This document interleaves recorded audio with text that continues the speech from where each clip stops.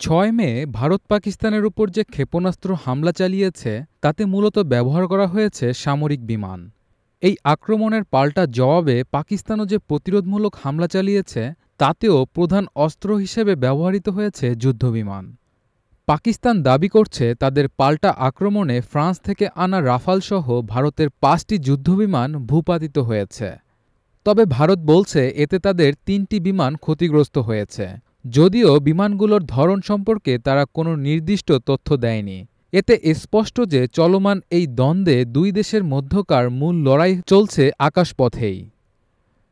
ভারতের অত্যাধুনিক রাফালের বিপরীতে পাকিস্তান ব্যবহার করছে যুক্তরাষ্ট্র থেকে পাওয়া F-16 যুদ্ধবিমান। চলমান এই সংঘাতে পাকিস্তান আসলে কী ধরনের যুদ্ধবিমান ব্যবহার করছে তা নিয়ে প্রশ্ন উঠছে। কারণ ২০১৯ সালের ভারত-পাকিস্তান উত্তেজনাতেও F-16 ব্যবহারের অভিযোগ উঠেছিল। পাকিস্তানের বিমানবাহিনীর বহরে বর্তমানে ৭৫টির মতো F-16 রয়েছে।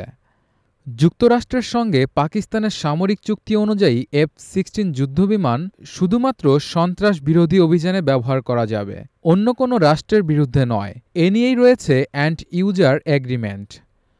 পাকিস্তান যদি এই চুক্তি লঙ্ঘন করে তবে ভবিষ্যতে F-16 এর যন্ত্রাংশ সরবরাহ ও রক্ষণাবেক্ষণ চুক্তি বাতিলসহ নিষেধাজ্ঞার মুখে পড়তে পারে।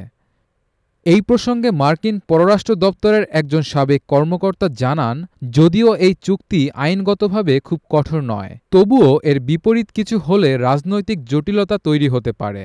ফলে পাকিস্তান আসলে এই বিমানগুলো সরাসরি যুদ্ধে ব্যবহার করবে কিনা তা এখনও অনিশ্চিত। যুদ্ধের তীব্রতা না বাড়লে এর ব্যবহার কমই হবে বলে মনে করা হচ্ছে। যুদ্ধের গতি যেদিকেই যাক, বিশ্লেষকদের ধারণা এতে দুই দেশের আকাশ প্রতিরক্ষা বড় ভূমিকা রাখতে পারে। ভারতের যেখানে রয়েছে ৬৮০টিরও বেশি যুদ্ধবিমান, সেখানে পাকিস্তানের কাছে রয়েছে প্রায় ৪১০টি যুদ্ধবিমান।